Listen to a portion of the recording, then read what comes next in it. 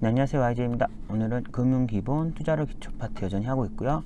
챕터 1의 백그라운드 앤 이슈스 챕터 1 부분의 마지막 7번째 시간 2008년 금융위기 사례를 파트 1, 2로 나눠서 파트 1에서 금융위기 직전 이슈들에 대해서 말씀드렸고요. 금번 파트 2에서 금융위기 안쪽 사례를 말씀드리면서 이제 챕터 1을 마무리하도록 하겠습니다. 네, 오늘의 파트 2 부분은 주로 어디선가 들어봤을 것 같은 모기지 데리버티브스인 CDO, CDS 앞에 CD라는 단어가 같아 보이지만 전혀 다른 뜻을 가지고 있는 비슷해 보이지만 단어는 일단 되게 다른 녀석이고요. 그리고 그래서 금융위기가 어떻게 확산됐는지 그리고 나서 결국은 금융위기 이후에 금융위기 재발을 막으려고 도드 프랭크 법안을 발의했다라는 것으로 2008년 그런 금융위기 그쪽을 정리하도록 하겠습니다. 주요 용어는 파트 1이랑 비슷하고요. CDO, Collateralized Debt Obligation, 다르죠. 벌써 CDS, CD 지금 같지만 Credit Default Swap, CD의 약자가 다르고요. OTC, Over the Counter, 페니메, 프레디맥, 이건 파트 1에도 있었던 놈이지만 계속 나오니까요. 페니메랑 프레디맥 보증기관이죠. 그리고 MBS, Mortgage Backed Security, 그리고 서프라임 모기지라는 단어는 계속 금융위기 나오는 거니까요. 그런 부분 위주로 하도록 하겠습니다. 들어가시죠. 네, 금융위기 사례 이제 상품들을 봐야 되는데요. 터지게 된 상품 중에 하나는 모기지 관련 파생 상품인 CDO였어요. CDO, Collateralized Debt Obligation이라는 CDO라는 녀석이고요. CDO란 무엇일까요? CDO란 상품. 정의가 여기서 그죠?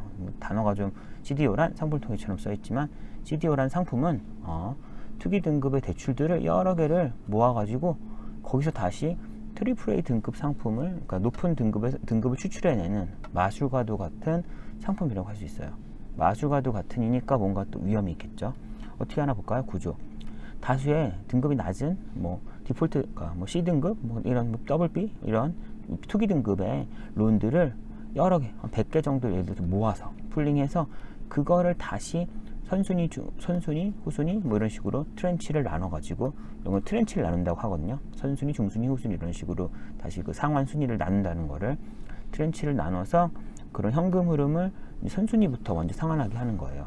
그러면 어떻게 이렇게 되냐?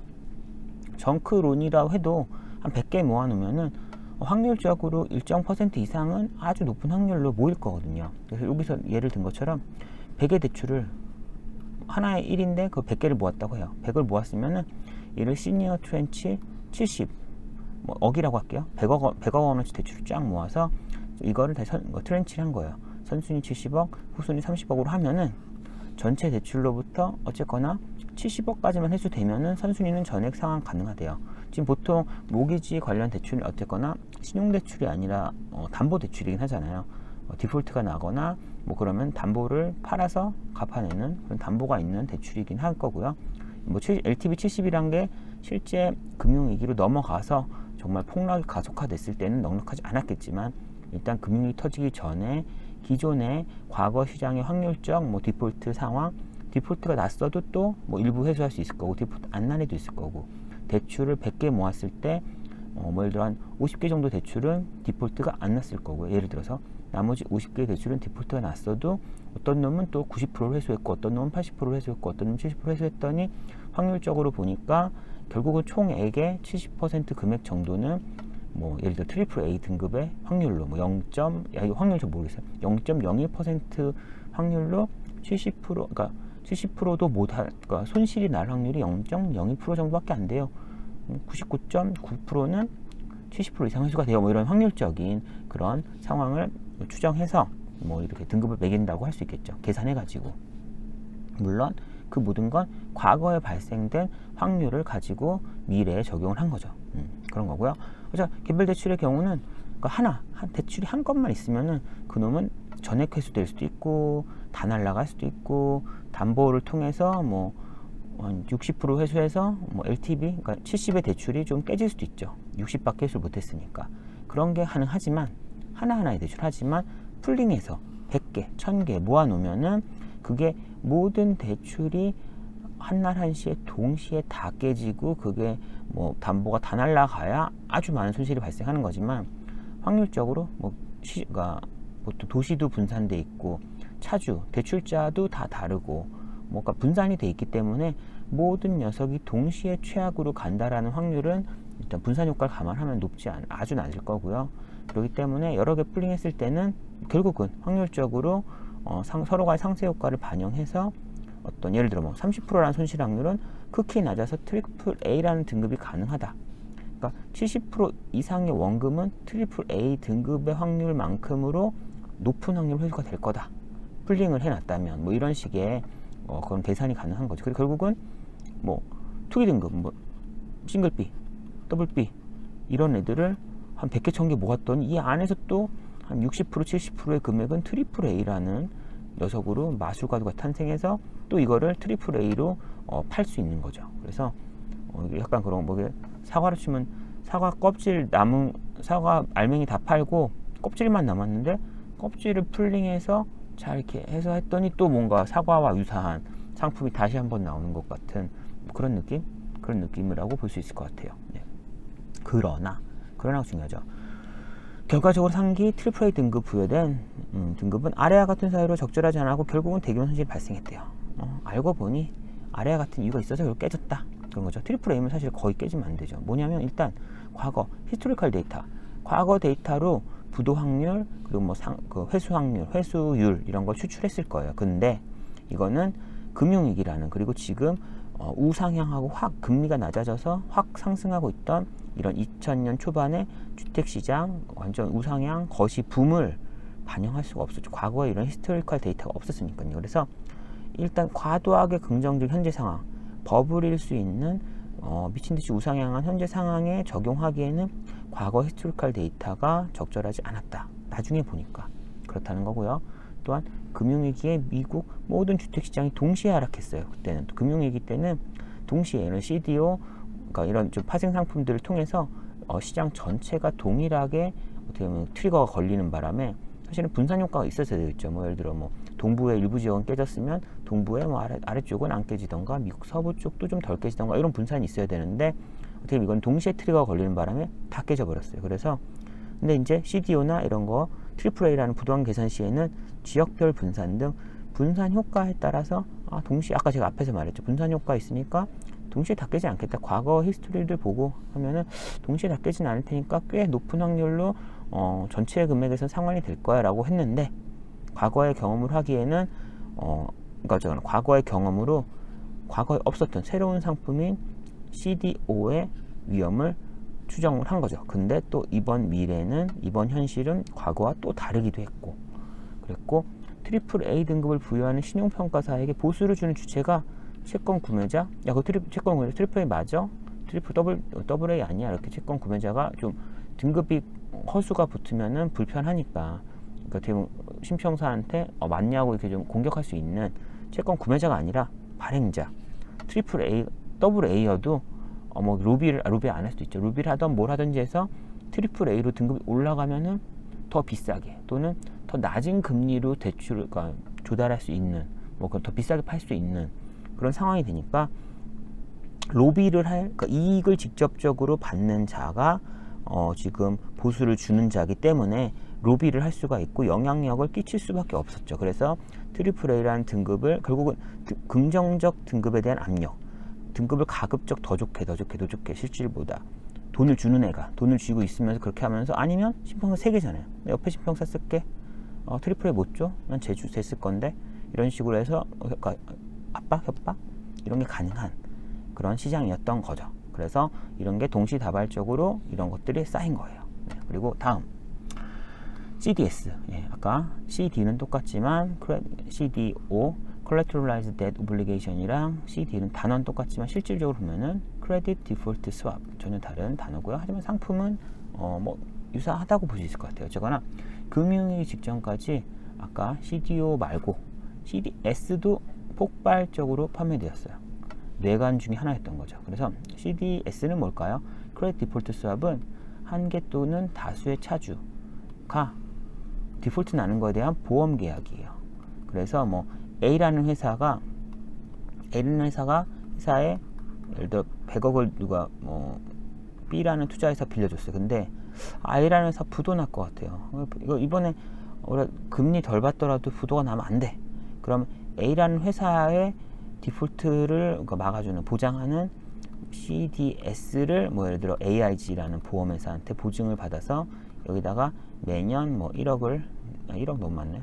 저 1억을 내면서 혹시 A가 디폴트 나면 내 원금에 대한 걸 보상해줘요. 보전해줘요 라는 계약을 체결함으로써 그럼 AIG가 돈을 AIG가 망하지 않는 이상은 이거는 회수되는 거죠. 결국은 이 100억짜리 대출은 A라는 회사의 신용등급이 아니라 AIG라는 보험사의 신용등급, 보험사가 지급 능력이 가능한 상황이 아무리 A가 디폴트가 나도 나 받을 수 있는 그런 좀 안전한 그런 상황이 되는 거죠. 그래서 CDS라는 상품을 덧붙여 사면은 연락부실한 기업에 대한 대출을 해도 여기에 붙는 CDS를 사버리면은 뭐 CDS 비용을 매년 많이 내야겠지만 사면은 결국은 이거는 아주 안전한 대출이 되는 거예요. 물론 비용이 나가지만 그런 거고 결국은 CDS 구매자, 이 보험이 필요한 사람, 디폴트 위험을 좀 해지해야 되는 사람은 CDS 계약을 통해 계약 상대방, CDS 발행자, 아까 여기 금융위 사례에서는 AIG가 되게 많이 나오는데요.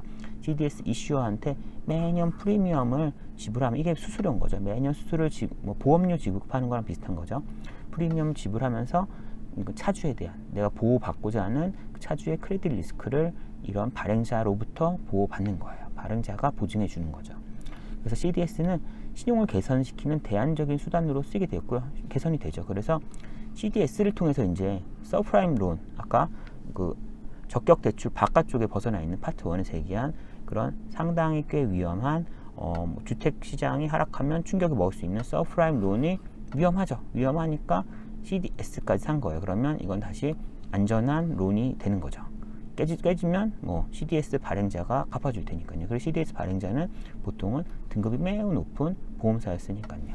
그래서 이런 되게 위험할 수 있는 서프라임 론에 대한 디폴트 리스크가 완화되는 게 됐어요. 그러니까 결국은 기존에 너무 위험해서 서프라임은 못해라고 했던 투자자들조차도 AIG 등급으로 올라갔어? 좀 금리는 좀 낮지만 괜찮네. 투자할 수 있는 투자 등급이네. 우리 입장에서는. 그렇게 돼서 서프라임 론에 대해서 또 여러 명이 CDS를 붙여서 그러니까 좀 디폴트 리스크에 대해 엄격한 기관들조차도 CDS까지 합쳐버림으로써 서프라임 론의 시장에 들어올 수가 있게 된 거예요. 시장이 더 확대된 거죠. 확대됐으니까 깨졌을 때 충격은 더 커지겠죠. 그러나 또 여기서 그러나가 있죠. 아까 CD5에서도 있었지만 현실적으로 일부 수합 발행자들, 아까 AIG 같은 보험자들은 그들 회사에서 부담할 수 있는 수준을 넘어서는 수준까지 크레딧 리스크를 부담했어요.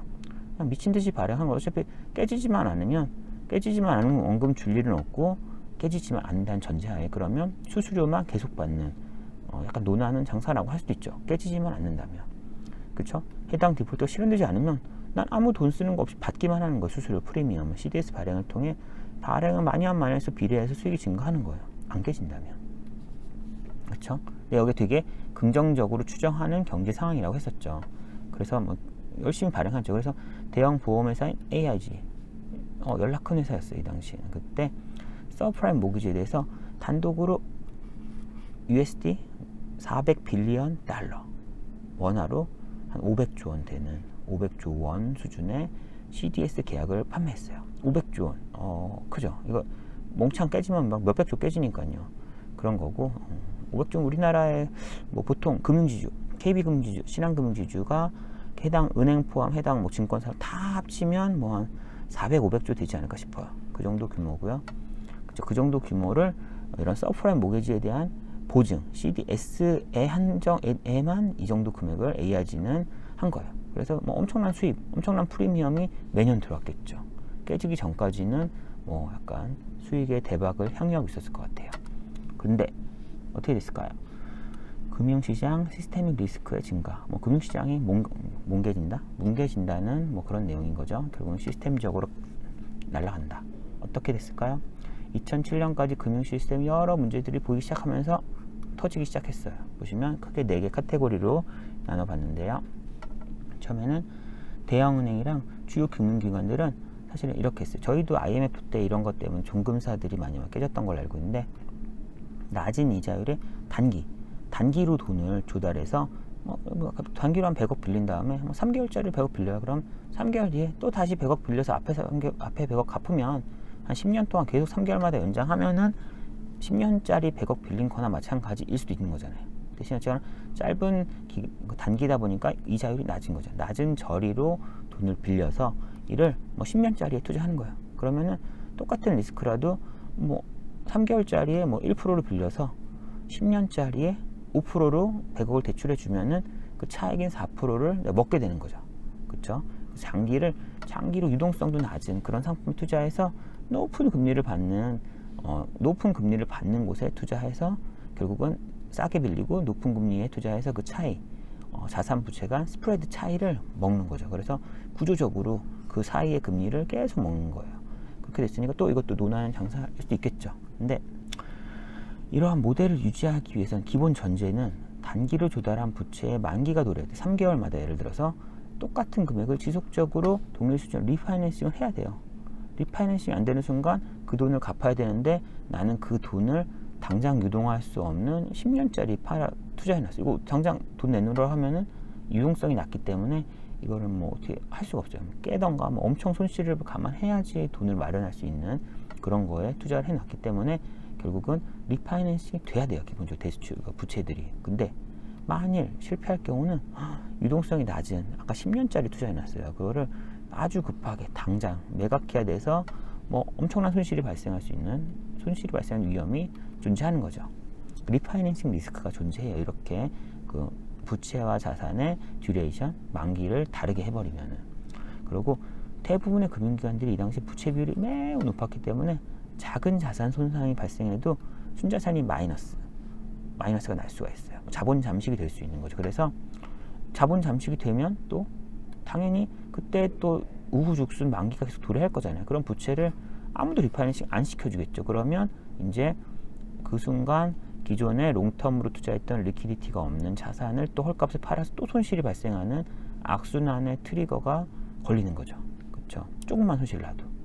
보시면은 예를 들어서 이렇게 뭐 여기도 좀 그릴 데가 없는데 한 100억의 에셋 자산을 가지고 있는 뭐 금융회사라고 했을 때 얘네가 지금 예를 들어서 부채가 99억, 자기 자본이 1억이면은 그렇죠? 이렇게 됐을 때는 100억의 자산이 1%만 손실 나도 1억 손실인 거잖아요. 그러면 1% 손실 나서 자산이 99억 되면 내 자산이 99억인데 갚아야 될 돈이 99억이고 그럼 내 에쿼티는 빵인 거죠. 그리고 2% 손실 나면은 내 자산은 98억인데 갚아야 될 돈은 99억이니까 완전 자본 잠식인 거죠. 마이너스 1억이네요. 어떻게 보면 순자산이. 그러니까 내 회사가 아니라 사실 채권자 회사가 되는 거죠. 순식간에. 고작 1%, 2% 자산이 흔들렸을 뿐인데. 그러니까 이런 하이 레버리지 기업들은 살짝 트리거가 와도 뭐 그거에 의해서 갑자기 뭐 우후죽순 넘어가는 거예요. 그러니까 뭐 예를 들어 아까 100억의 회사지만 대출 50억, 자기 자본 50억이었다면 뭐 10%가 자산이 깨져도 10% 깨지면 내 자기 자본이 40억이 되고 여전히 뭐 50억 부채 갚을 수 있잖아요. 90억이라는 자산을 가지고 있으니까. 그러니까 어느 정도 버퍼가 있는데 이런 하이 레버리지를 쓴 기업들은 조금만 흔들려도 위험한데 이런 흔들릴 수 있는 요인들을 안고 폭탄을 안고 갔던 거죠. 그리고 금융시장을 위태롭게 만든 두 번째 또 다른 부분은 여러 투자기관들이 CDO와 같은 상품에 투자한 거예요. CDO Collateralized Debt Obligation 있죠? 보시면 CDO 상품들이 가지고 있는 기초자산의 대출 대부분 유동성이 매우 낮아요. 아까 정크 본드들을 100개, 1000개 모아놓은 거니까 정크 폰드 하나하나는 뭐 경매 중이던가 이러겠죠. 뭐 디폴트 나서 이자도 못 받고 있고 담보 회수해서 팔던가 담보 경매 넘기던가 뭐 이런 자산들이 대부분일 거예요. 그러니까 어쨌거나 그런 자산 대부분이기 때문에 유동성이 낮고 아니면 정상적으로 이자를 주고 있어도 결국은 자산 자체는 부동산이죠. 우리가 원금을 받으려면 급하게 자산을 팔아야 되는 거지. 이자 뭐 5% 받는 거는 100억에 대한 5% 이자가 받는데 저는 100억에 지금 대출을 받아서 100억을 갚아야 돼요. 그럼 지금 이자가 문제가 아니라 빨리 자산 팔아야 되는 거잖아요. 그러면 당연히 빨리 안 팔리죠. 부동산인데.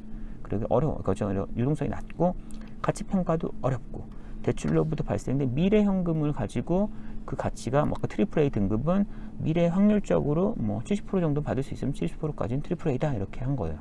미래의 추정을 가지고 했던 그런 또 등급이에요. 그래서 경기 하락기 돌아오니까 기초자산의 수용 등급이 그래서 꾸준히 하락하면은 CDO의 유동화의 어려움을 겪을 가능성이 높아요. 이것도 결국은 하락이라는 시장 하락이라는 트리거가 터지면은 CDO도 개작살이 나겠죠. 그러면서 급하게 유동하려고 해도 또 CDO 안에 있던 자산들은 유동성이 매우 낮은 대출들이기 때문에 그거를 또 팔려면 또 더 손실이 나는 거고 트리거가 많죠. 그리고 마지막 CDS 계약, 아까 바로 위카는 CDO죠. 그러니까 정크들을 미친 듯이 모아서 거기서 다시 트리플 A를 만들어내는 마술가도 같은 CDO였으면 CDS는 서프라임 모기지 같은 그런 애들을 보증해 주는 거죠. 디폴트를 내가 보증해 줄게 라는 CDS 계약을 아까 앞 페이지에서 미친 듯이 발행을 했었다라는 얘기를 했고요. 자기의 자산에 버틸 수 있는 한계를 넘어서 CDS 계약과 같은 장외시장, OTC 마켓, 오버 더 카운터 밖에 있는 거죠. 카운터에서 안 하고, 뭐 불법은 아니죠. 저는 상호 계약을 할 수 있는 거니까요. 장외시장에 거래되는 거는 규모 파악이 어려워요. 그래서 통상적으로 장내 시장에서 거래되는 선물 옵션 같은 경우는 매일매일 일단 마진과 얼마의 마진을 넣어놓게 돼 있죠.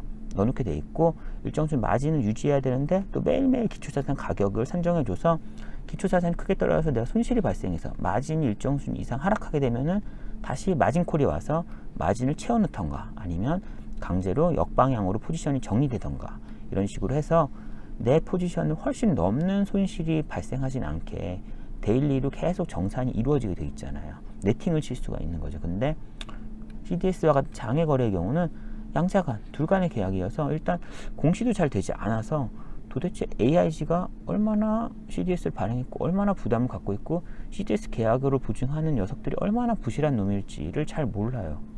얼마나 쌓인지 몰랐던 거죠. 그러면서 또 AIG랑 이제 CDS를 계약을 체결한 상대방도 그동안 AIG가 얼마나 CDS를 많이 발행했고 얼마나 그러니까 위험하면 AIG랑 이제는 CDS를 안 하겠죠. 근데 모르는 거죠. 그동안 누적된 데이터에 대한 공시된 것도 없어서 서로 간에 신규로 또 CDS 계약하는 애도 AIG 상태를 모르니까 그냥 또 괜찮겠지 하고 하는 거예요. 계속 이런 상태가 있었어요. 그래서 확산 빵 터진 거죠. 보시면은 주요 트리거는 일단 이 주택시장이죠. 주택시장이 슉 올라가다가 드디어 2007년 살짝만 하락해도 아까 말한 서프라임부터 벌써 깨지기 시작하고 서프라임을 보증했던 CDS가 이제 깨지기 시작하면서 아까 금융기관들은 미친 듯이 레버리지가 높아서 조금만 깨져도 자본 잠식 상태로 가서 리파이낸싱 안 될 거고 단기 대출 리파이낸싱 안 되면 원금을 갚아야 되는데 그럼 자산을 팔아서 갚아야 되면 자산은 또 장기에 투자해서 또 팔다 보면 또 손실이 발생하고 악순환이죠. 악순환이 살짝 내려갔더니 악순환으로 급락이 된 거죠. 사실은 그걸 트리거 효과라 그런 거죠. 그 권총의 그 땡기는 트리거 그 부분이 트리거 효과처럼 그 건드리는 순간 확 떨어지게 된 거죠. 결국은. 그래서 어떻게 됐나요? 보시면 2007년 가을부터 주택가가 하락이 시작했어요. 드디어. 사실은 시작은 살짝이었겠죠. 하지만 대폭락으로 간 거죠. 그래서 모기지 부실이 증가했고요. 이와 동시에 모기지 론에 대한 대규모 투자 잔액이 있던 실제 투자 은행들이 충격을 받기 시작했어요. 살짝 받았지만 얘네들은 레버리지가 너무 높은 그러니까 자산 부채, 그러니까 BS를 갖고 있어서 충격이 매우 컸던 거죠. 그러면서 단기 부채 리파이낸싱이 안 됐을 거고 그러면 이제부터 이제 급격해지는 거예요. 날짜를 제가 적어놨는데요. 2008년 9월 7일 드디어 서프라임 모기지를 보유하고 있던 연방정부의 모기지 에이전트인 페니맥, 프레디맥이 드디어 법정 관리에 들어갔어요. 이때가 이제 엄청난 트리거였어요. 2008년 9월 7일 얘도 서프라임 모기지를 보유하고 있었대요. 그래서 서프라임 깨지니까 얘도 손실이 나서 지금 법정 관리 들어갔죠. 그 순간 그럼 바로 다음 주 이제 한 주 한 주로 일이 터져요. 바로 다음 주는 리만 브라더스와 메릴 린치가 파산에 들어갔어요. 이거 지금은 잘 모르시지만 되게 큰 그런 인베스트먼트 뱅크거든요. 이거 그래서 파산 들어갔어요. 왜냐면 결국은 아까 말씀드렸다시피 이런 IB들은 하이 레버리지를 쓰고 있는 자산 부채 BS를 갖고 있어서 조금만 손실을 나도 깨진다 그랬잖아요. 깨져버렸어요. 그러면 얘 자산에 있던 또 엄청난 자산들이 다 깨지겠죠. 그러면서 일단 9월 14일 아까 시작은 9월 7일이었지만 14일에 메릴 린치는 BOA 뱅크 오브 아메리카 매각됐고요. 그 바로 다음 주에 리만은 그냥 파산 보호 신청했어요. 뱅크러프트 프로텍션을 했어요. 그리고 갔어요. 그럼 어떻게 됐냐? 이 효과로 인해서 이제 얘네 둘이 깨진 게 어떤 효과를 냈냐? 얘네들은 단기 조달을 해서 장기 투자를 했다고 하죠. 단기 시장 CP가 얘네 파산 여파로 CP 시장이 공포 확산된 거예요. 지금 MMF 이런 보통 펀드의 단기 시장은 되게 안정적이다. 뭐 되게 안정적이어서 거의 손실을 하지 않는다고 생각하고 다들 자산을 운용하고 있었는데 MMF나 이런 시장에서 깨진 거죠. 원금이 확 깨져버리니까 공포감이 완전히 확산돼서 결국은 기존에 투자했던 CP 투자자들, MMF 고객들도 너도나도 MMF 펀드를 깬 거죠. 환매 청구하고 계속 재원을 회수하니까 더더욱 시장이 날아가서 결국은 단기 금융시장 자체가 아예 멈춰졌어요. 멈췄다. 그럼 어떻게 될까요? 지금 정상적으로 일을 하고 있던 일반 기업들, 실물 경기 시장이겠죠. 일반 기업들은 은행에서 대출을 받거나 금융시장을 통해 재원을 조달하면서 추가로 또 공장을 짓고 확장을 하고 갈 텐데 이들한테 이제 재원 조달 시장이 멈춰진 거예요. 그래서 일단 단기 금융시장은 아예 없어졌고요. 멈춰졌고 그럼 은행한테 빌릴 수 있겠지만 은행 역시 이 디폴트가 심해지니까 기존에 있는 대출도 만기 때 리파를 안 해주고 대출을 축소하니까 점점 일반 기업들이 재원 조달이 어려워진 거죠. 그러다 보니까 일반 기업들이 외형을 축소시키는 거죠. 돈이 모자라니까요. 그러다 보니까 실업률이 이제 드디어 실업률이 증가하기 시작했어요. 그래서 여기서 결국은 아까 금융시장의 위기가 이제 일본 실물 경제까지 파장을 미치게 되는 거죠. 그래서 실물 경제 역시 불황에 접어들게 된 거예요. 이런 식으로. 그러면서 정부가 일단 급하게 한 거죠. 지금 시작이 정점이 9월 7일인데 9월 17일에 이미 이제 정부는 대규모 CDS를 보유하고 있던 이 회사가 날아가면 관련 CDS랑 연결된 모든 차주들이 그러니까 날아가는 거죠. 그 자산들이. 그래서 얘가 날아가면 안 돼서 결국은 AIG한테 85빌리언 달러 우리나라 돈으로 95조 원? 이 정도 되려나? 100조 원 이 정도 될까요? 그 정도를 빌려줬어요. AIG가 망하면 안 돼서 AIG한테 빌려주고 그리고 또 바로 다음 주 미 재무부는 이번에 아까 AIG한테 85빌리언 불이었는데 이번에 700 자릿수가 하나도 높죠. 700빌리언 달러 그러면 850조 정도 되려나요? 850조 원 그 정도의 규모로 모기지 매입 계획을 발표했어요. 시장 안정을 위해서. 이게 지금 바로 그 다음 주 이때까지 지금 뭔가 9월 7일 날 드디어 페니맥, 프레디맥이 터진 게 9월 17일 바로 열흘 사이에 이런 수많은 일이 있었고 그 다음 주까지도 해서 채 한 달이 안 되는 한 보름 정도 만에 수많은 일이 되게 격정적으로 이뤄졌던 시기예요. 그런 거고요. 그리고 이제 결국은 끝나고 나서 금융위기를 겪은 미국은 금융시장에 대한 이제 이렇게 놔두면 안 되겠구나. 쟤네 관리해야겠다라는 필요성을 느껴서 이제 2010년 7월에 오바마 그때 정부죠. 여기서는 금융위기 재발을 막기 위해서 도드 프랭크 법안을 발의했어요. 도트라고 저는 알고 있었는데 도드였네요. DODD였구나. 예. 어떤 내용인가 대충 보면은 은행의 부도에 따른 금융시장 파급 문제를 막기 은행의 역할이 되게 컸던 거예요. 그래서 보험사도 필요하지만 은행 보험사들의 이게 트리거 효과가 너무 컸던 거예요. 그래서 얘네를 좀 안전하게 하기 위해서 상업은행이라고 할 수 있는데 여기서는 어쨌거나 은행의 자본금, 은행의 유동성, 리스크 관리에 대해서 좀 더 엄격한 기준을 적용하도록 했고 파생 상품 시장을 투명성을 강화하도록 했어요. 도대체 이놈들이 파생에서 얼마나 부담을 갖고 있는지 그거를 공시할 수 있게 바꾼 거예요. 투명하게. 그래서 보시면은 파생의 경우는 양자 간 개별 계약 위주였던 CDS를 그렇게 하니까 보이지가 않는 거잖아요. 디테일하게. 결국은 이런 CDS 계약을 표준화해가지고 중앙 집중화된 거래소, 증권거래소 같은 거래소에서 거래하게 한 거예요. 그래서 데일리 베이스로 가격을 정산하고 증거금을 콜하고 증거금 다시 메꾸고 아니면 반대 포지션 하는 등 해서 데일리 베이스로 변동성을 정산을 함으로써 여기에 리스크가 쌓이지 않게 좀 투명화하면서도 또 리스크 쌓이지 않게 바꿨고요. 볼커룰이라는 게 나오죠. 볼커룰. 이게 또 상업은행 관련 엄한데 상업은행은 연라 위험한데 투자하지 마라 라는 상업은행은 커머셜 뱅크죠. CB, IB 말고 그런 내용인데요. 은행이 부담스러운 리스키한 행동들을 제한하는 볼커룰을 시행했어요. 그래서 은행들 고유계정, 은행들 자기 자본 쪽에 있는 고유계정으로 헤지펀드나 프라이빗 에쿼티 투자하는 것을 일단 제한했어요. 그리고 기존에는 그랬대요. 저는 잘 몰랐지만 미국의 다수의 금융기관들이 중복돼서 규제하고 있어가지고 어떤 금융기관들이 뭔가 좀 이슈가 잘못해서 처벌을 받아야 될 때는 뭐 그러니까 중복 여러 뭐 A라는 행위에 대해서 뭐 한 3개의 금융 감독기관 겹쳐 있고 그 중에 아마 하나한테만 받으면 그게 이제 되나 봐요. 그래서 그럼 결국은 이 셋 중에 제일 관대하게 처벌을 하는 금융기관을 골라서 처벌을 받는 그런 레귤레이터 쇼핑이라는 이런 부작용이 있었대요. 고르는 거죠. 그래서 누가 제일 관대하지? 누가 제일 덜 때릴까? 하는 게 있어가지고 결국은 금융감독기관을 통합하고 규제기관들의 책임과 권한을 명확히 해서 또 이런 부분을 좀 막아냈고요.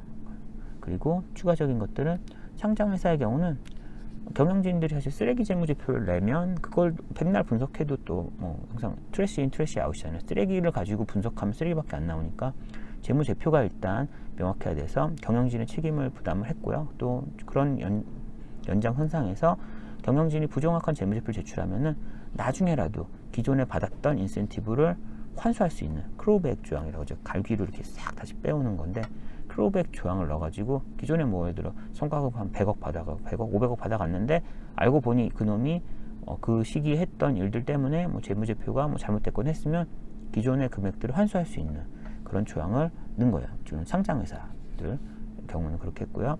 또 심평기관들이 아까 돈 받고 더 좋게 써주고 이런 요인이 있다 그랬잖아요. 그래서 신용평가세 관련 비용을 제공하는 구조를 수정했대요. 뭐 디테일하게 좁히지는 않았지만 당연히 이제 뭐 고르는 어떤 영향력을 끼칠 수 없게 좀 바꿨겠죠. 뭐 계속 뭐 3년마다 바꾸게 하든지 일정 금액을 돈을 주는 거를 뭐 누구를 통해서 한다던가 뭐 정확히 이 부분에 대해서 디테일한 내용 보진 않았어요 지금.